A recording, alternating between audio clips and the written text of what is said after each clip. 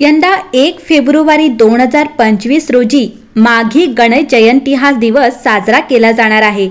गणेश जयंती ज्याला माघी गणेशोत्सव म्हणूनही ओळखले जाते, हा माघ महिन्यात म्हणजे इंग्रजी कॅलेंडरनुसार जानेवारी ते फेब्रुवारी महिन्यादरम्यान येतो। हा दिवस गणपती बाप्पाला समर्पित आहे। यंदा ही गणेश जयंती 1 फेब्रुवारी 2025 रोजी साजरी केली जाणार आहे। हा शुभ दिवस अनेक भागांमध्ये भगवान गणेशाचा जन्मदिवस म्हणूनही साजरा केला जातो।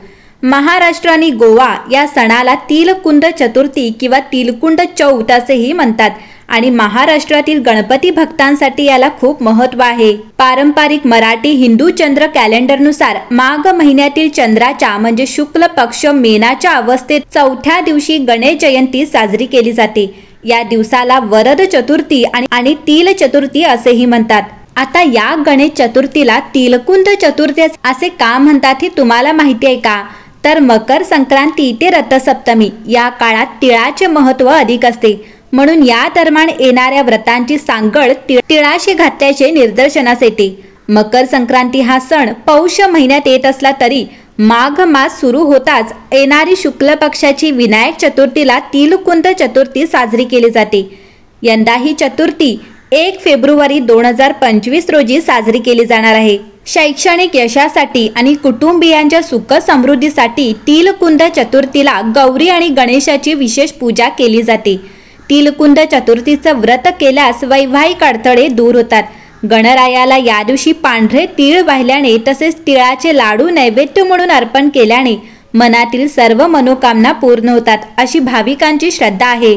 मंडळी, या चतुर्थीच्या तिथीवर स्नान करून शुचिर्भूत व्हावे, अथर्व शीर्षाची आवर्तने करत गणेशाला शुद्ध पाण्याचा अभिषेक घालावा, कुंकू लावावे, फुलं वाहावीत, तिळगुळाच्या लाडवांचा नैवेद्य दाखवावा। चतुर्थीच्या निमित्ताने गरिबाला तीळ आणि कोरडा शिधा अर्थात धान्य दान करावे। ओम गण गणपतेय नमः या मंत्रांचा 108 वेळा जप करावा।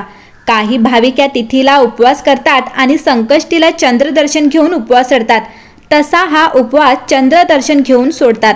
जर उपास शक्य नसेल तर देवदर्शन, नामस्मरण आणि दानधर्म हे उपाय अवश्य करावेत। मंडळी, माघ मासात शुक्ल चतुर्थीला मोहोटकट विनायकाचा जन्म झाला होता, म्हणून ही जन्मतिथी माघी गणेश जन्मतिथी म्हणून ओळखली जाते। त्यामुळे अनेकांना ही तिथी तिलकुंड चतुर्थी म्हणून माहीत नसते। मात्र या निमित्ताने उत्सवाच्या प्रसंगी दान धर्म घडावा, सत्संग व्हावा, हाच त्या व्रतामागचा शुद्ध हेतू आहे। मंडळी, मोहोटकट जन्माची कथा या दिवशी तुम्ही अवश्य श्रवण करावी। एकदा कश्यपाने गजाननाकडून मला तुझ्यासारखा पुत्र व्हावा असा वर पूर्वीच प्राप्त करून घेतला होता। एकदा त्याची श्रेष्ठ पत्नी अदिती त्यास म्हणाली, स्वामी, मला इंद्रासारखे पराक्रमी पुत्र झाले हे खरे, पण जो जगाचा पालनहार आहे, सर्वांचा ईश्वर आहे, तो परात्पर परमात्मा मात्र अजूनही माझ्या पोटी येत नाही, हे कसे? त्यासाठी मी कोणती उपासना करू? पत्नीची इच्छा जाणून कश्यपाने तिला ओम गजाननाय नमः या मंत्राचा जप करण्यास सांगितले। पतीची आज्ञा घेऊन वनांतरी जाऊन तिने 100 वर्षे घोर तपस्या केली। तेव्हा अचानक कोटी सूर्याच्या दीप्ती समार प्रखर तेजाने सर्व परिसर व्यापून गेला। त्यामुळे त्या तेजाला घाबरलेली अदिती थरथर कापू लागली। तेव्हा भव्य रूपातील गजानन तिला धीर देत म्हणाला, शतवर्षे तू ज्याची आराधना करीत आहेस तोच मी समस्त जगाचा स्वामी श्री गणेश। त्या वचनाने सुखावलेल्या अदितीने गजाननास त्याचे दिव्य रूप आवरून घेण्यास सांगितले। त्याने सौम्य रूप धारण केल्यावरती म्हणाली, देवा, तू पुत्र रूपाने माझ्या उदरी जन्म घ्यावास, माझ्या हातून तुझी सेवा घडावी, तरच हे जीवन कृतार्थ झाले असे मला वाटेल। तथास्तु म्हणून गजानन अंतर्धान पावला। इकडे देवांतक व नरांतकाचे जाचाला कंटाळलेल्या पृथ्वीने ब्रह्मदेवा शरण जाऊन आपली व्यथा कथन केली। देवांची ही अवस्था काही वेगळी नव्हती, म्हणून पृथ्वी व देवतांची ब्रह्मदेवासह गजाननाची करुणा भाकली व दुष्टांच्या तावडीतून सोडवण्याविषयी कळकळीची प्रार्थना केली।